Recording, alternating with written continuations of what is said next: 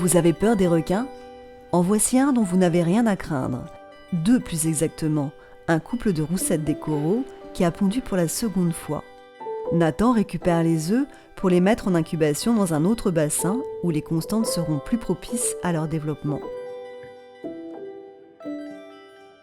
Donc là, ce qu'on va voir ici, c'est dans la nature, ça va s'accrocher avec.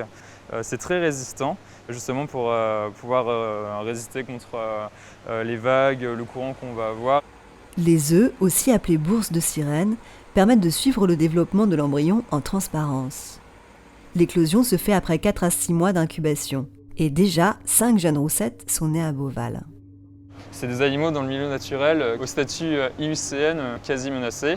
C'est des animaux qui vivent où il y a des coraux et c'est un endroit où justement on pratique beaucoup la surpêche et on pratique aussi la pêche à la dynamite.